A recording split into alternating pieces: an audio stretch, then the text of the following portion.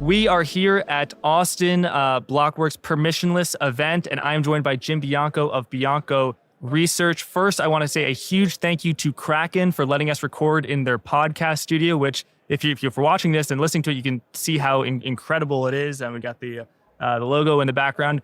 Jim, we just came off a panel with Yuri and Timur of Fidelity and Mark Yusko. I want to ask you, is the Federal Reserve done? Interest rates, short-term interest rates, 5.5%. Do they have another one in the chamber? Do they have two? And then when are rate cuts coming? Right. So let me answer the question in two ways. We're recording about a week before the next Fed meeting, and that would be the September 20th meeting. And the market is putting about a 7% chance that the Fed's going to raise rates. It's not happening. Right. Yeah. 93% chance they're not going to raise rates. I agree with that. I think that they're going to pause, if to use their phrase, at the next meeting. The next meeting after that's November 1st. The market is putting mid-40s, 45, 44% chance that the Fed will raise rates. Let's call it what it is, 50-50. That's a coin toss meeting. I think the Fed will raise rates at that meeting. Now, what happens after that? The consensus thinks the Fed's done raising rates. I'm not so sure. I still think that the inflation problem that they're worried about, I think inflation bottomed in June on a year-over-year basis. I'm talking about CPI, headline CPI, at a year-over-year basis at 3%. It went to 3.2 in July. August is expected to be around 3.6, and it might even continue to trend towards 4% by the end of the year. That's what economists call a base effect, because the numbers from a year ago were very low, the inflation numbers. The numbers now, because especially with oil prices up, are going to be higher. That might get the Fed to, at a minimum, dash the hopes that in 2024 that there will be rate cuts, but might still see some more rate hikes into 2024. So I'm not completely convinced that A, they're done, or if they raise rates in November, that's it as well. And how much does the price of oil play into that? Price of oil, $120 in June of last year, went down to as low as $66, $67, I think, for WTI. We just checked, it's at 89. So in a few months, you've had a $20 rally, and that's such a volatile component when it comes to inflation. Do you think the Federal Reserve is going to respond to that, or are they more going to focus on that core inflation, which strips out energy and food? No, they'll respond to the core inflation number. But there's two things to keep in mind about oil. That is the basis of energy, and all economies run on energy. If the price of oil stays up, and I think it will, that will eventually feed into manufacturing processes, transportation costs, things that are in core inflation. It won't be in the August number, won't be in the September number, but eventually it will filter through into some of those numbers later in the year.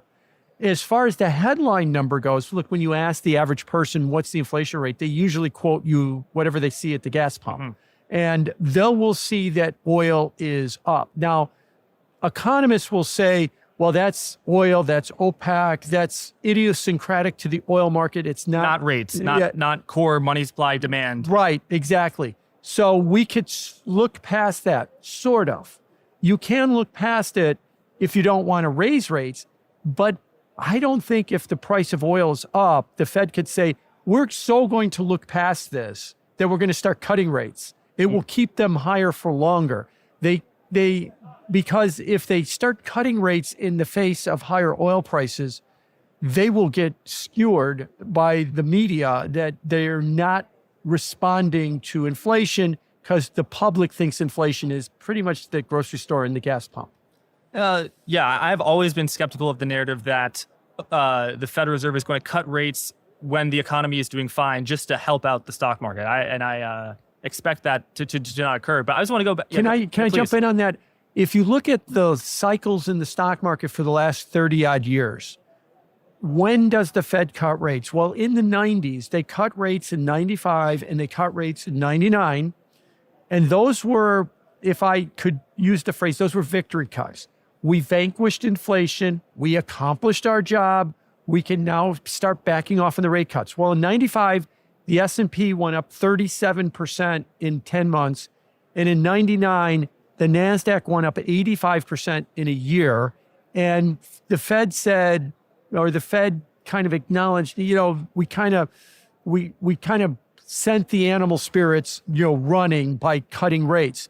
The last 3 rate cuts, 2000, 2008, and 2020, came about as a panic because the economy started to fall apart and they were trying to stop a recession.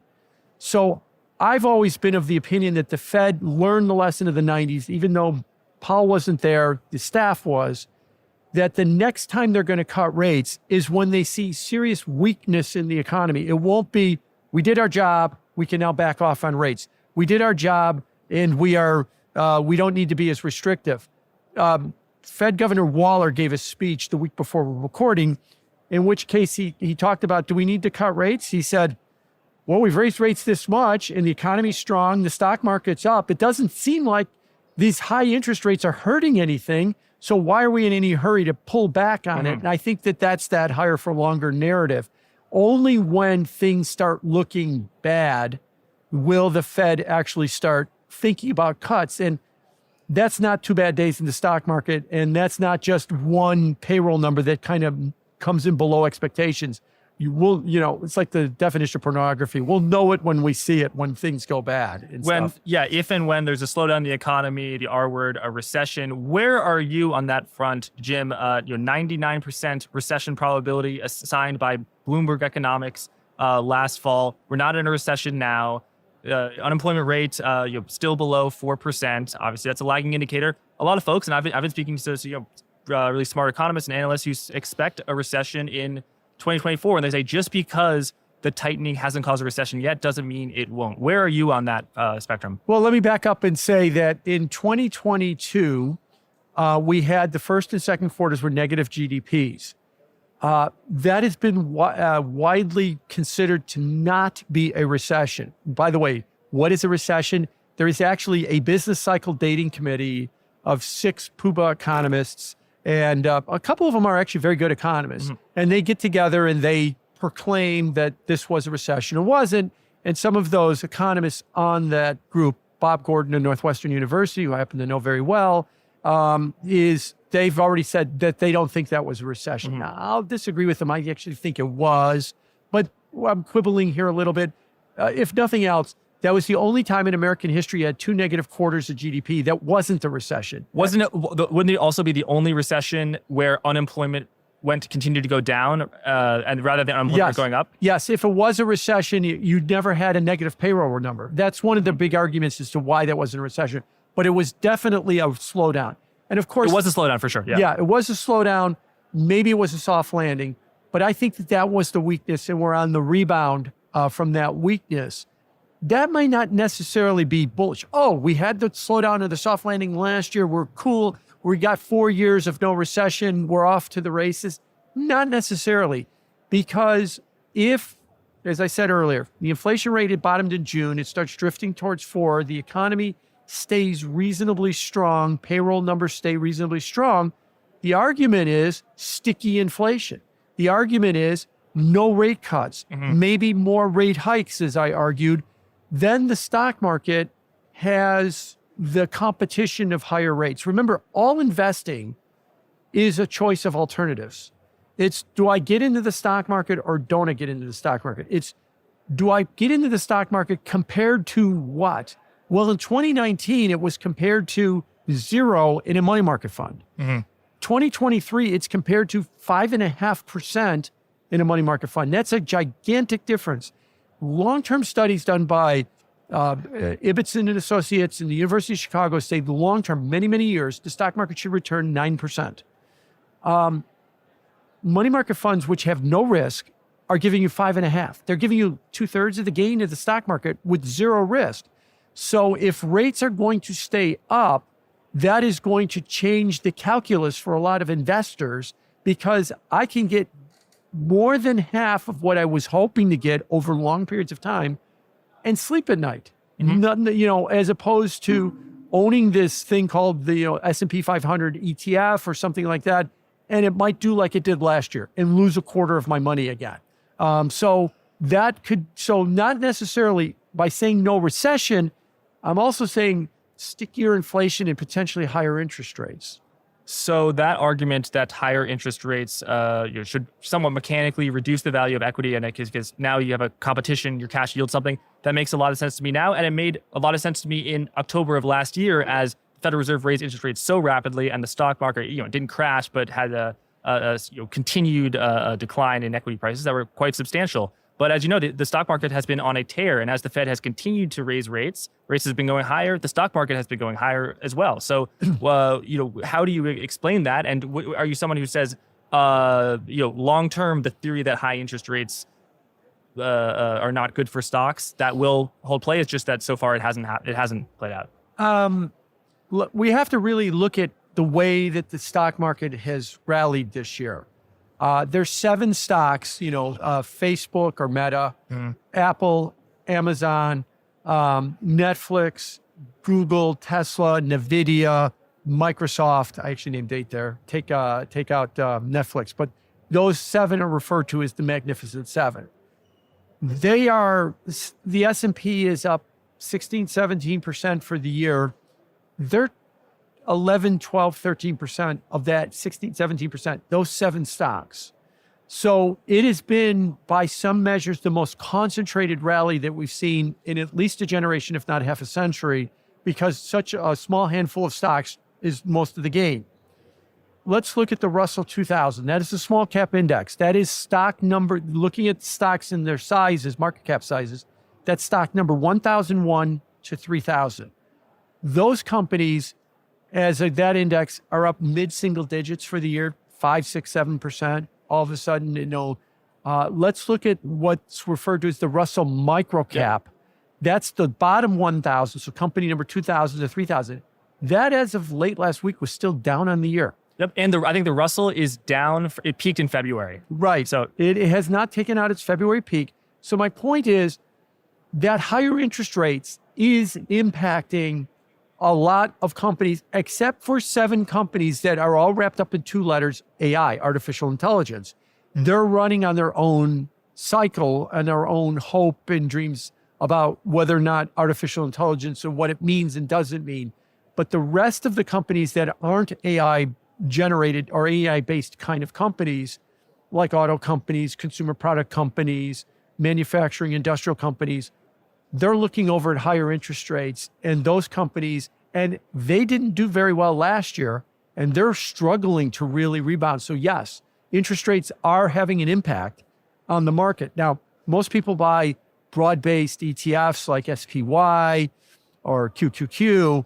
They're all happy because they've got this handful of stocks that have taken the whole index with them. I understand that. And that is a good thing about passive indexation, is that, the winners become a greater percentage, Right. It automatically waters the flowers. But you have to be careful that there might be a period in the future where those 7 stocks falling apart are dragging everything down with them. And you're going, but everything else is okay. Yeah, well, now you're getting the other side of that story that you had in 2023, where the 7 stocks brought everything up.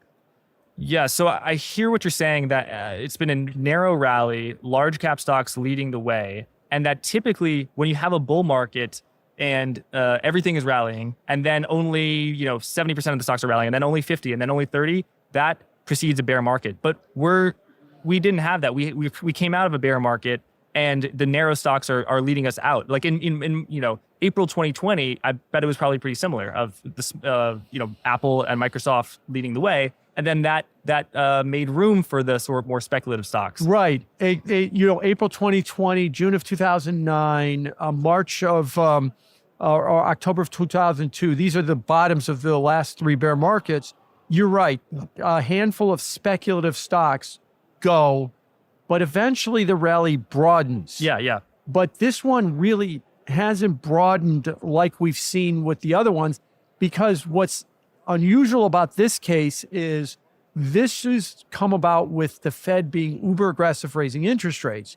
In 2002, they cut rates to an unfathomable level at that point, which was 1, and they held it there for 2 years while the market took off. In 2009, they cut rates to 0, 0 point negative, and they held it there for 6 years, and then the market took off. But now they are raising rates throughout the bear market and they're raising rates throughout the recovery.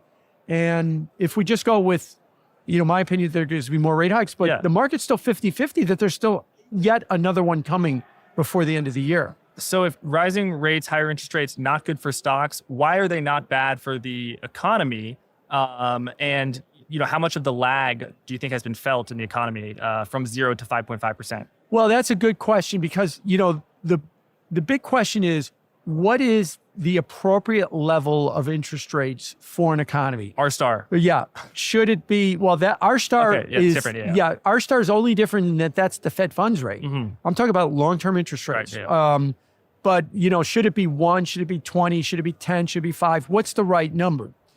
The right number is conceptually is whatever nominal GDP growth is. What's nominal? That's the inflation rate plus some real growth rate.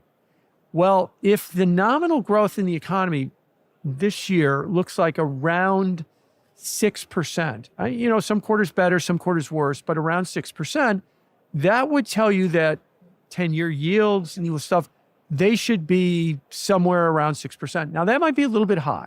So maybe we back that off a little bit to 5 or 4.5. And they're at 4.3 now? 4.3 or 4.2. The point I'm trying to bring up is interest rates might not be that out of line. They might not be that restrictive. Mm-hmm. That big rate rise that you saw, I'll stick with the 10-year note. In August of 2020, it was at 50 basis points, 0.5%. Today, it's 4.3. Maybe most of that rise has been because of extra inflation and higher nominal growth. Interest rates have just been following its fair value higher, and they really haven't gone to that really restrictive level yet. So that's why all these rate hikes, and this is why economists keep saying we're going to have a recession in 6 months, because they look at how much rates went up. The backward models. Yes, look at how much rates went up. That has to hurt the economy. Rates matter. You're right. Except if all it's doing is following nominal higher, it's not as restrictive as you think it is. And that maybe this is why the economy is able to weather this. And it might take even higher interest rates to become restrictive to slow things down. That's my fear, is that it can't handle these rates. We are going to have stickier inflation, and we're going to have to realize rates have to go even higher to bring that inflation rate down. So your view that we wouldn't have a recession, I remember you shared this with me in January and probably earlier, it has aged very well. We are not in a recession. The unemployment rate is still below 4%. But what I just spoke to Eric Basmajian, and he's firmly in the recession camp. He's looking at cyclical indicators, things that typically are leading indicators, such as manufacturing employment, trucking, construction, and all of these things are slowing down. And the boom that we're having is in travel. I mean, it was kind of difficult for me to get here on a plane, and the airlines aren't treating their passengers, that well, because they know they have all the pricing power. Obviously, the economy doesn't run on just airlines, but there is a huge travel boom, and the experience economy. Spending on services is off the charts. But spending on goods, which is, as Eric points out, is typically more leading. That especially in real terms, is lagging, and it is really struggling. So, do you think that this will is that worrying that this so-called leading indicators, and we could also talk about the inverted yield curve, are hinting at a recession? Yeah. Well, the short answer is yes. It is concerning. But let me back up and give you an assumption that I've been working with since 2020. We did something extraordinary in the spring of 2020. We shut down the global economy, and then we restarted it. We rebooted the economy. Mm-hmm. My argument has been that after the reboot, the economy is fundamentally changed. And I'm talking global economy now. It is not what it used to be. You hear a lot of people on Wall Street talking about normalization. Normalization means going back to the way things were in 2019. We're not. We're a little bit different because that was the economic event of our lifetime. It wasn't 2008. If you're old enough, it wasn't the 87 crash. It wasn't 9/11. It was the shutdown reboot of the economy in 2020. Now that I've said that it's changed, I want to be clear, that's not dystopian. Mm-hmm. That doesn't mean it's worse. It means it's different. And because it's different, I've argued it's a little bit out of line with what we understand. The biggest example I give people about it being out of line is remote work. Mm-hmm. At any given day today, globally in offices, 1/3 of those desks are empty. Those people are working remotely. Where prior to 2020, it was 5% of those desks were empty. That's one signal that something has fundamentally changed with people's attitudes, with the way the economy works. I've argued that in this new era, we have to understand these cyclical indicators. Now, some of the ones you pointed out about trucking and stuff like that, they might still work the same way that they worked in 2019, but others, especially in the labor market, don't. I think more people now in the labor market are more transactional about their job. You know, I'll take a job, I'll do this job for, especially if you're not necessarily in a career-oriented job. I'll take a job at a big box retailer. I'll work very hard at the job for 6 months. They promote me to assistant manager. And then I quit and I go skiing for the winter. And I'll take another job in the spring. That is more common, or the gig economy is more common now than it was 2020. So I think what has happened is the economy's out of line. There are frictions in the economy that is leading to higher inflation that needs to be dealt with. Why does higher inflation need to be dealt with? If you look at a lot of the studies, YouGov did a poll recently in May. Something like 15% of the American public says, and this is confirmed with other studies, they have no savings. Their net worth is zero. They live literally paycheck to paycheck. 50% of the public has a net worth of somewhere between $0 and $10,000. If you add that up, you're at around 60 to 65% of the public has less than $10,000 of savings or no savings at all. If inflation is going to continue to rise faster than wages or around the line of wages, these people just lose. They just lose because they don't have investments. They don't have savings to say things are getting more expensive. Well, I got a lot of money in the bank. I'll just pay a little extra for it because I've got that money in the bank. The Federal Reserve, Jay Powell, understands this. And I agree with him that that's why inflation has to come down and they have to deal with that. But if we're in a post-pandemic economy with these frictions that is holding inflation higher, ultimately the way to fix that is we need to recognize it and we need to restructure. Now, the closest example we have in history of this would be the end of World War II. In that the economy, when the war ended in September 45, the October 45 payroll number was minus 2 million. And that held as the biggest monthly decline until the pandemic. But we celebrated that because those were 2 million people that were working on making Sherman tanks and P-51 fighter planes. And they shouldn't. We didn't want them. We don't need them anymore. And immediately the day after that happened, we all said, we have to start restructuring to a consumer economy. And we did. We're in 2023 and we're still arguing whether or not we need to restructure anything.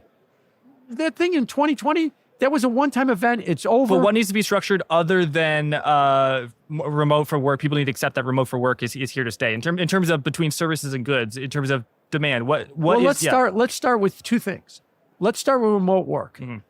That is, not only do you have to restructure the whole idea of why do I go to the office? What do I do at the office? What is the purpose of an office? What are we going to do with these hundreds of billions of dollars of offices?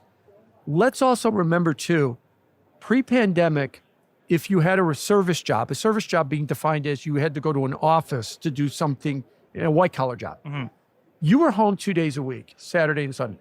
Today, you're home 4 days a week, probably Saturday, Sunday, Monday, Friday, and you go to the office 3 days a week. You've doubled the amount of time you're at home. Your lifestyle's changed. Your lifestyle's changed because of that. Who knows this more than anybody else is the retailers. For the last 2 years, the retailers have been struggling. Hey, the economy's reopening, the COVID is getting past us. Stock the shelves. People are going to come back to the store. Okay, what do we stock it with? What did we put on the shelves in 2019? And what did we learn? They're not buying stuff in those requirements. We have simultaneous shortages and gluts of stuff at the same time. We have to figure out what has changed. 4 days a week at home versus 2. So the taste, the preferences, the demands that people want, those have changed as well. Now that we've changed those tastes and preferences, now we have to go back to the suppliers. And we have to say, you used to send me red sweaters and I used to call you up and say, I need more blue sweaters, and you'd have them on the boat, from China over here within 48 hours. Well, now I don't need red sweaters or blue sweaters. I need pants. And I don't need pants to be delivered to the Long Beach port. I need it to be delivered to the Charleston port. And what we're Yeah. what we're told by the suppliers is 2 years. It will take me 2 years to ramp up from sweaters, different colors, to pants, and move them from the Long Beach port to the Charleston port. The supply chain is very robust within channels, but we're now talking about taking it and putting it in a different channel. And you think that the supply chain issues have not been solved? No, they have not. As a matter of fact, if you start looking at some of the supply chain numbers, we all looked at the cost of shipping a container was really high at the end, beginning of 22. And that was probably back to 2019 levels. Probably. Yeah, but it's up like 50 or 60% in the last 6 months from a very low level, but it's heading back up again. The supply chain is going to be very volatile and highly cyclical. What would help is if we had that 1946 mentality. You know what? This is a post-pandemic economy. This is different than 2019. Stop waiting for normalization. Let's figure out how to restructure this economy. Instead, we want to argue, do we need to restructure it? Do we just need to wait? Things are returning to normal. Normal, again, is it's like it was before 2020. The implication there is that was a one-off thing and it didn't have any lasting consequences to shut down, restart the economy. Those lasting consequences alone of remote work are the biggest things that have happened to the labor market since we invented the 8-hour workday, 5-day work week in the late 19th century. And the 20 million layoffs in March and April of 2020. I mean, there's so much volatility. Like, in finance, it's often said it's dangerous to say this time is different because that's what you say at the peak of a bubble, and then this time isn't different. But Howard Marks, I think it's he who has a great quote that 20% of the time it is different, and you're going to be wrong if you don't. And I think a reasonable case can be made that in 2020 you shut the entire global economy down, you print tons of money, and you don't only just give it to the banks and corporations, you give a lot to them, but you give it to everyday people. You mailed it to them. Checkable deposits went up some 80, 90%. And 20 million people laid off, and you had a very tight, very lots of slack in the labor market, tons, unprecedented. And now you have a very tight labor market as the economy reopens and demand, and everyone wants Pelotons, and now no one wants Pelotons, and everyone wants red sweaters. Total lots of volatility. But when it comes to those leading indicators, durable goods spending, the rate of growth, a somewhat recession, a somewhat manufacturing slow session, let's call it, and that typically leads to a broadened recession, and the yield curve inversion. Why everything you just said? Why is it the case that make the case that it's different this time? We're setting aside remote work. Yeah. So the other thing to keep in mind too is that the total economy, GDP, nominal, that's with inflation, is approaching $30 trillion in the U.S. 25 to 30 trillion in that, which depending on which measure you use. When you start seeing the economy that big, relative to what it used to be, you can have multi-trillion-dollar sectors of the economy, manufacturing, transportation, have a very difficult time, and they could be in recession. But you could have other sectors of the economy, especially in the service sectors, booming. Travel. Healthcare. Healthcare's always been a very strong part of the economy and offset that. And that in total, the economy continues to move forward. So a lot of those indicators can be correct, that maybe manufacturing, maybe transportation, and some are going to experience. Banking is probably experiencing a recession right now. But there are other sectors of the economy, tech, AI, healthcare, which are multi-trillion-dollar sectors too, that are doing very well, and there can be an offset. And that's why you might not see that global slowdown that a Federal Reserve would want to see to back off on interest rates. So what you have is you have a constant economy that's some parts are constantly in recession, some parts are constantly in a strong recovery, but overall you might not be yet at a point where you see the whole economy slowing down. What has been the hallmark of an economy that has gone into recession in the last 30 years? It has been a financial crisis associated with the two. Some sector goes bad, the markets freak out, everybody changes their behavior because the markets freak out. I'm talking about like 08 and in 2000. A lot of what happened in 08 was the housing sector went bad. Okay, but everything else was okay. But the banks fell apart. The stock market fell apart. And everyone owned these things, and they were funded with short-term liabilities. It was a true financial crisis. Right, and that financial crisis, even if you're not a banker, if you're just a housewife in the middle of the country, holy crap, look what's happening with the economy. I better stop buying things. I Yeah. better change my behavior. And then the whole economy goes down. So what I'm saying is you're going to see rolling recessions. But what is the hallmark of an economy that overall goes down? Something worse than last year is what you need to have happen. So that is a really convincing case that maybe we have a slowdown of sort of vanilla recession, but a type of recession where a 2008 style recession or a 2020 when it was caused by an exogenous force.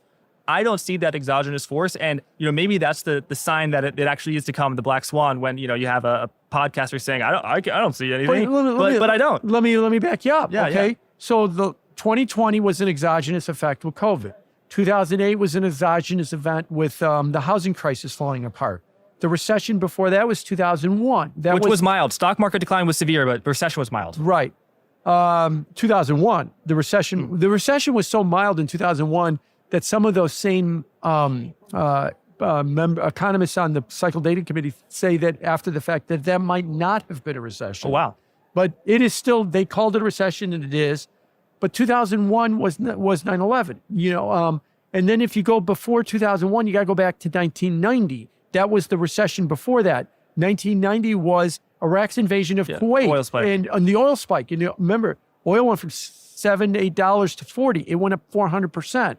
If you go back before that, you had the inflation spike of 1982. You had two recessions real quick in 1980. So, and then if you go back before that, you had the OPEC. 74. 74 was the recession before that. And that was the OPEC oil embargo, or the Arab oil embargo, as we called it at the time. What I'm trying to bring up is, I'm now going back 50 years. Yeah. When is this garden variety recession that people are talking about? Yeah. It's always something special. There hasn't been one of those for at least 50 years. And so I don't know what this garden variety recession is that people are looking at. Well, I guess 81 and 82, you could say it was 14, 15% inflation, 15, 16% interest rates. Yes. And interest, but I mean, some people say, going from 0 to 5.5 is as severe as going from 7 to 15.5. I don't know if I agree with that, but it also comes back to nominal growth in the early 80s. My argument that it wasn't that high. Those were restrictive rates. Yeah. Where 5.5% in a 6% nominal world might not be as restrictive now as people think it is. It is definitely, the speed of the move is definitely huge. Yeah. And the relative move is definitely huge. But is it hurt? I'll come back to Chris Waller again. Chris Waller, Fed governor, is given that speech, and he said, economy's okay. The stock market's okay. We keep printing 200,000 plus jobs a month. Where's this pain that everybody's talking about? And if there isn't, where's this demand that we have to cut rates? Yeah. And so that's the argument, is that now maybe, the people that are forecasting recession would say, it's coming. You wait 6 more months and you'll see that pain. They've also been saying that for about 18 months. That's true. Yeah. So we'll see. I mean, it doesn't mean that they're wrong because it's been slower to unfold. Yes. I just don't see it. But when they do see it, then you should expect to pivot. And the pain that Waller said, you're not seeing it on the borrowers, corporate credit. There's a lot of people, the corporate sector and individual homeowners, the consumers, they termed out their debt, and consumer debt as a percentage of income is actually quite small. I mean, people, just the narrative is, oh my God, debt, everyone's so levered up. But actually, 1985 to 2000, that was the huge levering up of the consumer. Like, it's been pretty flat over the past 20 years as a percentage of income or GDP. Keep in mind that, or even down. After the financial crisis of 2007 and 9, a lot of the consumer sector and the business sector delevered. Yes. It was the government sector that levered a ton. Yeah. And so they were coming into this at a relatively delevered spot. I'm old enough to remember, if you went back to 2005, 2006, the national pastime was not baseball, was not football. It was refinancing your mortgage. Yeah. Is what it was. Everybody, you'd go to the cocktail party, go, did you see the Super Bowl last week? No. But I tell you what I got on my adjustable rate mortgage. That was the national pastime at that point. And then the housing market blew up because we kind of overdid it. And so we delevered. So we weren't necessarily in that same position like we were in 2005. Yeah, and maybe I'm a conspiracy theorist. I was not old enough to remember that. But looking back, Fed cut rates to 1%, I think you said. Mortgage rates went down, to some marginal spread above that. And so many people refinanced, and banks who owned mortgages or mortgage-backed securities who thought they were going to get that income, they get paid $100 back, but they bought it for $105 or $110. Right. And maybe, who knows, maybe that's what pushed them into subprime, because that was safer on the duration front, although way more dangerous on the credit front. We have a same issue right now with the duration, right? I mean, you've been somewhat bearish on the banks for quite some time, and banks are having a lot of issues with the mortgage-backed securities, and mortgages are underwater. They're being paid lowest mortgage delinquency rate ever on credit. It's totally fine, at least in the data so far, but they're just being paid 3% is just not cutting it when rates are 5.5%. That's right. And what's been happening with the mortgage market is these banks buy a lot of these securities, as you said. When interest rates go up, the price goes down. They're sitting with an unrealized loss. They have to show that unrealized loss, and it hurts their profitability. They've also got the problem of what I call the bank walk. And the bank walk, it's not a run. It's not, oh my God, get out of the bank before it fails. They're not failing. But what people are doing is they're starting to see that the banks are paying them 0.5%, 1%, 1.5% on their money in their bank deposit. And money market funds are paying 5%, 5.5%. And now we got this new technology. We got your phone. Yeah. And what you could do with your phone is you could pick it up and you could transfer your money to a money market fund in 5 minutes.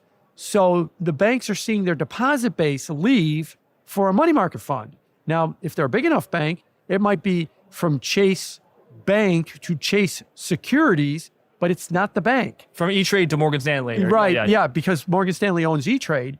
Yes, it could be going from that as well too, but it's not Morgan Stanley. And so a lot of these banks, to keep the deposits in the bank, have to start raising their deposit rates, and their net interest margin, the difference between what they have to pay their depositors and what they get from their people that borrow money from them, has been collapsing. So the bank walk is not get away from the bank because it's going to fail. It's I'm walking away from low interest rates, and it's squeezing their profitability. And that's why the bank stocks have been suffering, because we look at their business model and go, where are they going to make money? They have to continue to raise that cost of funds that they're getting from their deposit base. And they can raise interest rates on the people that they're lending money to, but only so much. They're already there anyway, and now they have to start raising their deposit rate. Yeah. What's different, again, to use my prop again, is did this exist in 2005? Yes. But if you said the bank's paying me 1%, I could get 5.5%. It's exactly the same number in 2005. You had to take a day off of work. There was no remote work. You had to go to the branch and you had to fill out a bunch of forms. And as I like to jokingly say, and then you had to wait a week, and then the branch would tell you that some of the forms were filled out wrong. You had to come back a second day. Take another day off. Yeah, fill them out again. Nobody did that. Hire a babysitter. No one did that. Now you go on your phone for 5 minutes and boom, you're in E-Trade and you're getting 5.5%. That's why the bank walk now is much different than the bank walk was then. We pushed everybody to the technology of using banking apps. 120 million people a month use a banking app, mostly for transferring money and paying bills. We're talking about transferring money here. It wasn't an issue because the Fed squashed interest rates at 0 for 12 years. Well, now that we got 5.5% on money market rates and banks are trying to hold deposit rates at 1%, it is an issue. Yeah. And that's why we're seeing money bleed out of the banks every month. Again, doesn't mean a bank fails. It just means where are they going to make money? That's why their stocks are down is so much. And banks, the reason people said banks make money when interest rates rise is because the idea of they're very asset sensitive. They're credit cards and auto loans that are floating rates, and you can always turn them over. So at 5%, you're gonna make a lot more money than at 0%. But banks, honestly, they really resemble the thrifts of the 1970s and 80s because of the refinancing in 2020. Bank of America bought $500 billion worth of agency mortgage-backed securities, and their unrealized losses on that is $100 billion, and they're going to make that back because they're holding interest rate. Their deposit costs are going to be much lower than what they could do on new loans, and Bank of America is definitely going to be fine, but it's just they're going to be fine as a bank. They're going to be fine as a place to deposit your money. Yeah. Are they going to be fine as a stock? Because all stocks are about cash flow or earnings and what you expect them to make in the future. Discounted cash flows. There, you could argue that the earnings of the bank might be suffering from here and that the stock won't necessarily appreciate as an investment.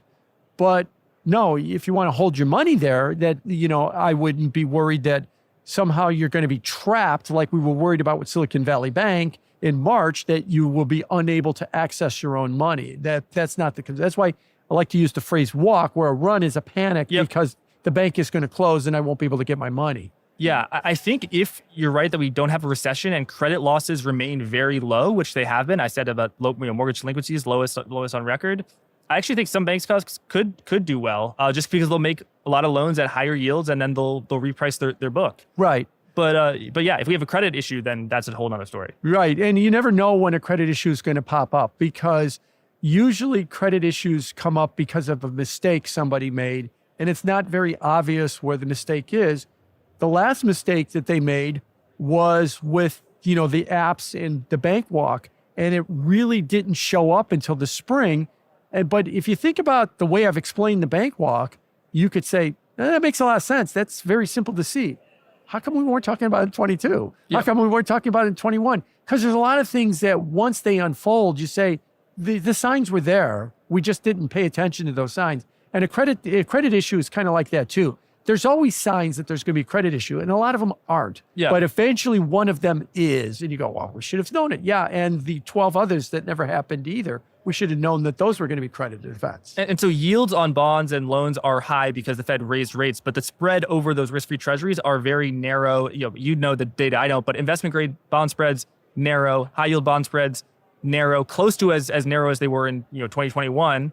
Leveraged loan spreads, interestingly, pretty wide because the banks are having some issues. But if you were, I talked to some fixed income strategists, and you're either, if you think the economy is going to slow down, you're long duration and overweight duration, underweight credit. If you think the economy is going to boom, you're overweight credit risk, underweight duration risk. Where would you be on that spectrum? Well, the one thing I was going to say, when you talked about leveraged loans, those are bank loans. You're right. When you look at credit spreads, market-based spreads, high yield spreads, investment grade spreads are very, very low. But when you look at bank loans, if you need a bank loan, those spreads are very wide, and they're getting wider all the time. And that's because of the bank walk. The banks need that bigger spread to hold their net interest margins. And that's why those microcap companies are suffering so much, those one company 2,000 to 3,000, because some of those companies, if they need to borrow money, they don't necessarily go to they don't call an investment banker to issue bonds. They go to a bank for a loan. Which is shorter term. They didn't, Amazon issued 40-year bonds in 2020, 2021. They didn't do that. They borrowed from the bank. And the bank, they roll over their loans, every 3, 5, 7 years. Yeah. Yeah. And in an Amazon and a Google and an Apple, they're not only are they issuing 40-year bonds, they're issuing them at about the same rate as the government, the United States Treasury, because people think their credit's almost as good as the U.S. Treasury's credit. So they don't really have to pay those kind of very, very high rates. But that will definitely, there are issues out there. And maybe there is a credit issue that comes along right now. All right, so just going to that fixed income point about how does that align with your macro framework about credit risk versus duration risk in the bond market. And I'll also point out, like, agency mortgage-backed securities, which were at the scene of the crime for Silicon Valley Bank, they're actually trading at the 99th percentile widest spread to treasuries, even though they now have positive convexity, which I think has never happened. Right. Yeah. Right. Well, see, that will be the thing, is that I think what's holding interest rates up is the Fed, which is duration, if you want to use the bond market parlance, that's pushing those rates up, not credit, not the spread on credit.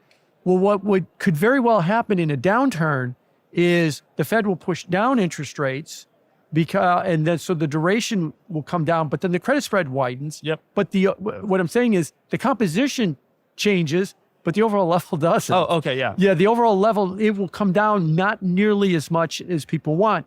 Because keep in mind, if we are in a 3% inflation world, a 2% inflation world, something greater than a 2% inflation world, gone are the days of 2019 where the Fed would say, next recession, we cut rates to 0. Mm-hmm. They cut rates to 2.5. Mm-hmm. This is what they wind up doing. They don't go all the way back to 0. Well, if you cut rates to 2.5 and there's a credit issue and credit spreads really widen, interest rates don't go down as much, or maybe not at all. And so that relief that you would expect the economy to get from lower interest rates may not materialize to the degree that they think.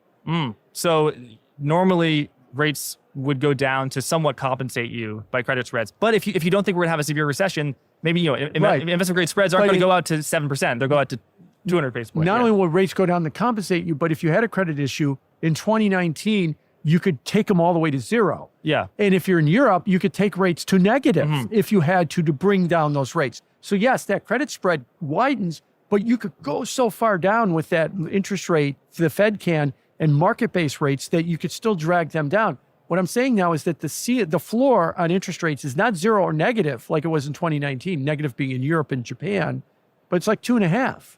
So the Fed's got 300 basis points to cut. They wouldn't do it all at once. And if credit spreads widen 300 basis points, interest rates don't move, is what happens. The composition changes, but not the overall level. That makes sense. Well, we're at a crypto conference, Jim, so I got to ask you your views on crypto, how they've changed over the few years, and also the final question on the panel we were at with Mark and Urian. I asked something to the effect of, in one word, what will be the impact of macro on crypto over the next, I think I said 12 months? A headwind, a tailwind, or it doesn't matter? What was your answer? And explain why you said that. I said it would be a headwind. I said it'd be a headwind because of higher interest rates. As I said earlier, every investment is an option, right? If you're a crypto investor, you can invest in the TradFi markets. If you're a crypto investor, you could stake your coins, you could put them in a liquidity pool, you can earn interest. 5-6% interest on a Uniswap pool. You know, you could get from Lido or some other staking service, you could get 3-4%. That was great in 2020 because you could leave your money in a money market fund and get zero. Now you get 5.5% from the government without any risk. So now you have to start thinking, if I buy these coins and I stake them, I get the same interest rates as the government. Now I'm betting that the coin prices are going to go up. But that hasn't been working for the last 18 months or 2 years. In fact, a lot of these coin prices are down a lot since people have bought. And I'm talking, when I talk about coin prices, I'm really going beyond Bitcoin and Ethereum, into the next level, not necessarily all the shit coins, but, the next level behind them, not the stables, but, you could even throw in the stables because you could stake those and you could put those in liquidity pools on Curve and stuff and get some interest rates. So the reason that I say interest rates matter is because there's always an option. I could put my money in crypto or I could put it in TradFi. Within crypto, I could also stake it and I could get an interest rate compared to what I could get in TradFi. And as those rates go up, those options get higher. I explained it the other way, right? I could buy the stock market if I'm a young person and say, I don't care if it goes up or down over many, many years, it's going to go up 9 or 10%. I could put my money in a money market fund and get more than half that with no risk whatsoever. That is much different than 2019 when my option was zero. So I think that the headwinds of macro are going to remain with crypto unless they can break free of that. Now, what I mean by break free of that is we all know that crypto, what it really needs is it needs adoption. It needs people to be dragged into the market as well. I happen to think, we didn't talk about this on the panel, but I happen to think that where crypto is going to see its adoption is in the letters RWA, real world assets. And this morning in one of the panels, Rob Leshner, formerly of Compound, was saying, I got news for you guys, and I'm going to really rain on your parade. The institutions aren't coming to crypto. And what he meant was they're not going to say, oh, wow, look at crypto. We got to get in there. We got to buy Chainlink. We got to buy Uniswap. We got to buy Ethereum. They're not interested in any of that stuff. We got to buy Solana. They're not interested in that. What they are interested in is look at DeFi and look at the cool things you could do with DeFi. Let's trade the S&P 500 that way. Let's trade bonds that way. Let's tokenize real estate and trade real estate that way. Let's take our assets, stick them on there. And if you're waiting for them to buy Solana or Ethereum or a Chainlink or Uniswap, they're not going to buy those. Now, the Solanas, the Chainlinks, and the Uniswaps could benefit because those real world assets could become trillions of dollars and generate huge fees for the holders of those protocol tokens or for those utility or some of the utility tokens. But if you think that the JP Morgans and the Goldman Sachs are going to show up to buy Chainlink, they're not. They're going to show up and say, I like your DeFi thing. We're going to trade the S&P this way, is what they're going to do. So that's where the adoption, I think, for crypto is going to come.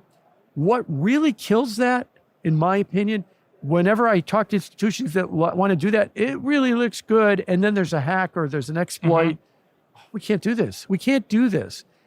As I've said to a lot of my developer friends in this space, you guys came out of the gaming industry. You could put up a 1.0 that's kind of buggy and then put up a 1.1 and a 2.0 and a 3.0. There's two industries you cannot do that with, that they have to be perfect from the get-go. Can I guess what they are? Medicine and finance. Yes, healthcare and finance. Yeah. Because people lose their money or they die. Yeah. If you put up a protocol, can't mess around. Yes, if you put up a protocol or a bridge and it gets hacked, Grindr's looking for developers. Go work over there because you cannot make that and I'm serious. Grindr is looking for developers. Yeah. You cannot make that mistake in this industry. So you've got all these institutions lined up going, man, we should look at this DeFi stuff. And then there's a hacker and exploit. It ain't ready. It ain't ready. You cannot make that mistake.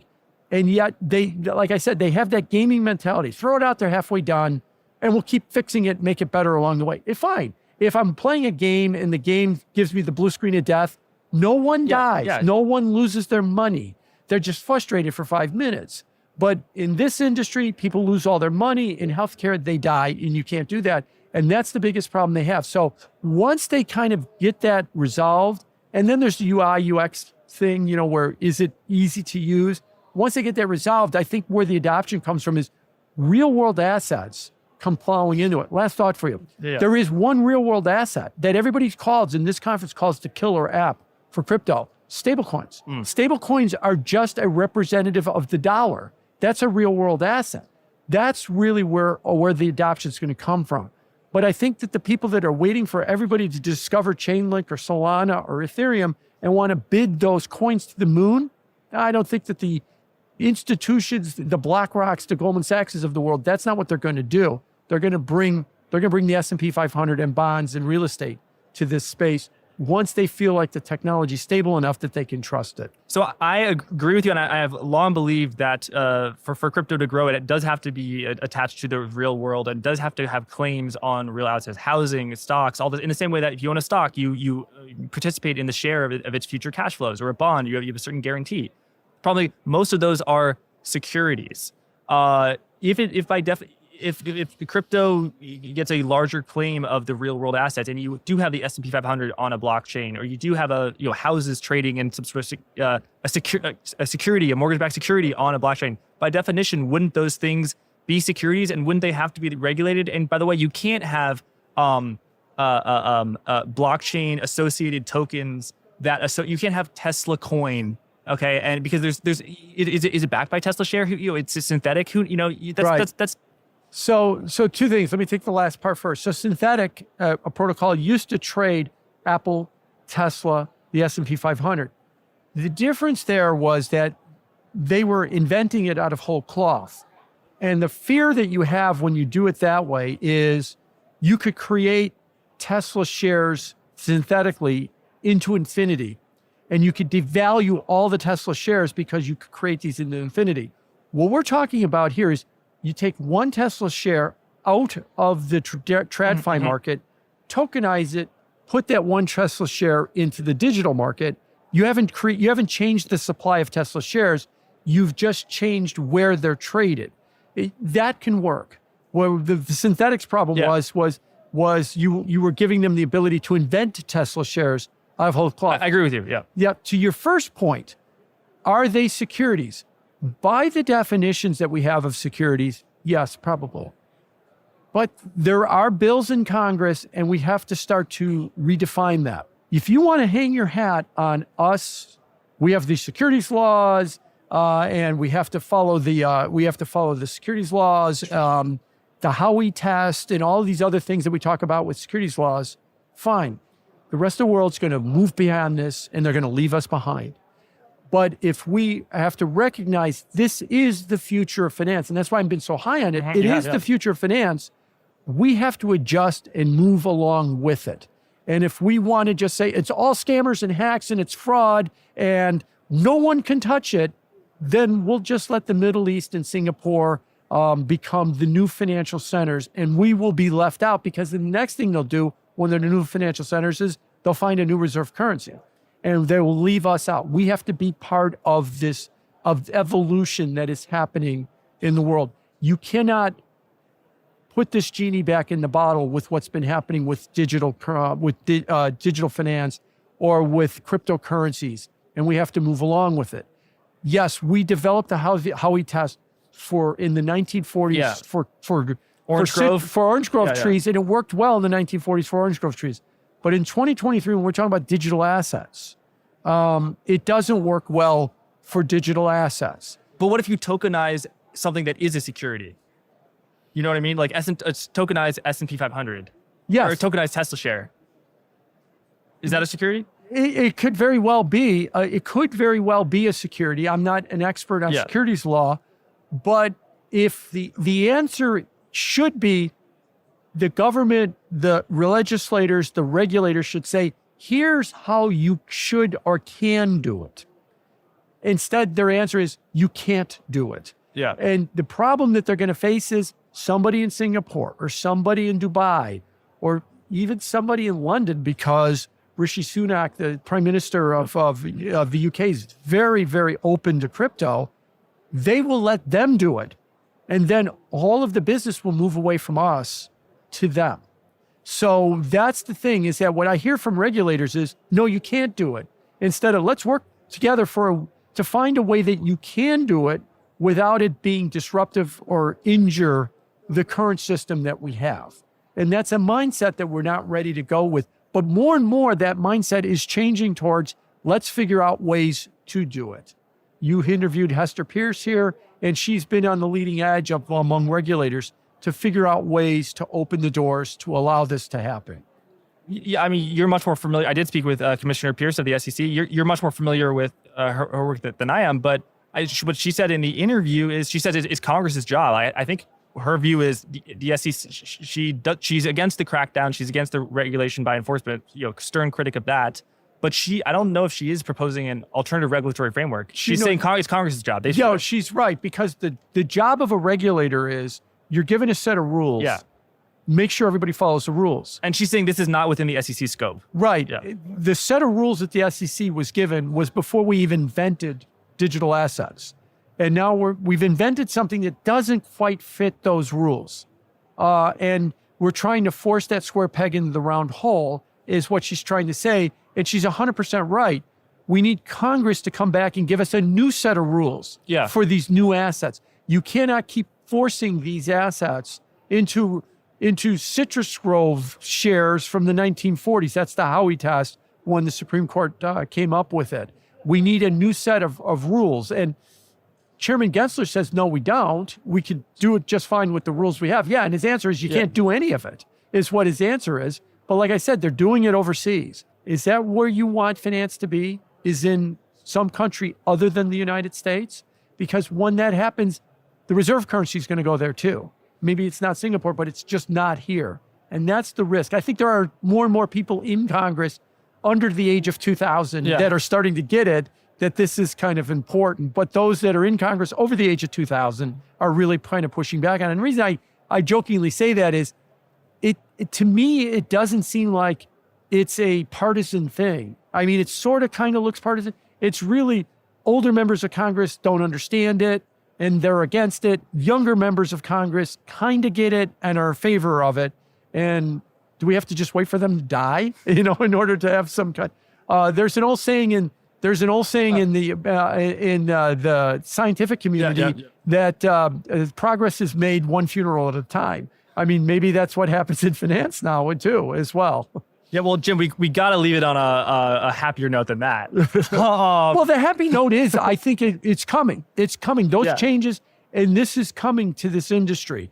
It's just, it's been more painful than we thought, but it is coming. So on the one end, you said, okay, it should be totally laissez-faire, no regulation. And on the other side, it's everyone's a criminal. We need a regulatory crackdown, regulation by enforcement. What about it? Just meet in the middle and say, hey, look, you have to have rules. In the same way, if Tesla reports a quarterly earnings report, they file something with the SEC or file it with some exchange. It doesn't have to be the SEC. You have to have transparency, and you have to have, where it's not professionals who are spending 100 hours a week on chain who only know what the hell is going on. You have to have, before transparency. Before the 1980s, just one thought for you. we used to have a thing called bearer bonds. And a bearer bond was a bond. It had no name on it. If you held that piece of paper. It was like cash. Yeah, if you held that piece of paper in your hand, you were the owner of that bearer bond. So a very incentive to steal. Well, yes, but what I'm getting at is it was the ultimate decentralized asset. Yeah. We're trying to create a digital version of that in decentralized assets that, there is no KYC or AML. There was no KYC or AML in bearer bonds. Well, we didn't have those rules, but even if we did, you couldn't because of the very nature of it. We're trying to create a digital version of a bearer bond in this business as well. So yeah, you don't necessarily want to have complete laissez-faire because then it's whoever hacks the last wins. Yeah. And that's not the way to do it either. You don't want to say, no, you can't do it. You want to find somewhere in the middle, but I think what you want to allow the ability to do is have some anonymity that I can own these assets. You can look on an ether scan or a block scan. You could see the 64-digit letter numbers that this account owns this, but you don't know it's my account unless I decide to purposely tell you it's my account. And so, but that's really where I think the hangup is that they're so afraid to allow that anonymity in order to own these assets because they'd come up with this idea, well, then it opens it up for drug dealing and illicit activities. I got news for you. That stuff has been going on for 1,000 years. It's going on now with all the rules. With cash. Right. We can't allow digital assets because the drug dealers are coming in. Oh, we have no drug dealing problem now? We have the biggest drug dealing problem we've ever had with all these AML and KYC rules. So I'm trying to leave it on a positive note that we are moving towards this, and we are moving towards more financial freedom, and we are moving towards more ubiquity in these digital assets. And I think it will be a good thing. And we're getting there. And when we get there, I think it will create more financial freedom for a lot of people. The financial system right now is really unfair for the poor, shuts out a lot of people. It's too complicated. What the digital system will do is it will make it very open and very accessible to people. One quick example about bringing digital into the world. The World Bank has done various studies of programs to lift people out of poverty in Africa. The program that has worked the best has been a program called M-Pesa. M-Pesa is run by Safari.com in Kenya. Safari.com is the mobile phone company. You can put money, and they use the old mobile phones, not even smartphones. You could put money on your mobile phone, and you can text that money to somebody else. So a poor farmer, everybody has a mobile phone in Africa. Poor farmer could be in town, and he needs 50 cents to take a bus home. His wife could text him the money, and then he could text it to the bus driver, and he could get on the bus. That a poor farmer could go to another poor farmer and make a deal, and he could text him money. Prior to that, similar to Venmo, kind of. Right? Yes, but it doesn't cost them anything. It's all free and it's instant. What prevented them from doing it in the past? Because the poor farmer would carry a bunch of Kenyan shillings in his pocket. He'd get mugged. And now he's worth zero because that's gone and he can't get it back. That program has lifted people out of poverty because you brought financial inclusion to the poor in Africa, poor in Kenya, and it has really lifted them out. And the World Bank has said a simple thing like that has been one of the most effective programs to lifting the poor out of poverty. Give them these tools to be able to do this stuff. And this is why I think the digital revolution has to come, because it will not just benefit the rich, it will benefit the poor. And the poor is Asia, Africa, and the Middle East. That's why it's so popular with the rest of the world. We're all rich Americans. We all like Venmo. We all like, E-Trade. Well, Venmo's great if you have in a bank account with several $1,000s in the bank and that you don't get charged fees. Okay, I've just excluded 98% of the world by just making that if you just had a bank account with several $1,000s, then you can use the Venmo app. So wait, how do these people upload money under the phone? The same way that cash? They pay their bills. They pay their phone bill. Okay. They can extra pay their phone bill. Okay. And then they have a credit balance with Safari.com, and then they could text that money to somebody else using their phone. So a poor farmer could go to another poor farmer and say, I want to buy your cow, and I could send you money, and we've made a transaction. Yeah. The fear was, if I was going to buy your cow, I would have to bring a bag of money and somebody hit me over the head and take my money. You can argue, well, they can hit you over your head and take your phone, but it's not clear that you have money in, because they could come up to you and say, here's your phone, text me money, but I only have 83 cents in my account. Or I have $300 in my account. They don't know. But if you have a bag of money, they know that, and you're going to buy a cow, they know that. So it really does allow for it allows for the ubiquity that, that I can get money from my wife to pay for my bus ticket and stuff. And it's really helped the poor. Yeah. And you can actually pay for the bus ticket with your phone. Unlike in Venmo, I mean, Venmo is great, but I don't know if I can pay with a bus ticket. I've never done it. I think a lot of people, if a lot of people look at the money transfer systems or the money payment systems in the rest of the world, you will look at the U.S. as being the most backward of all the countries.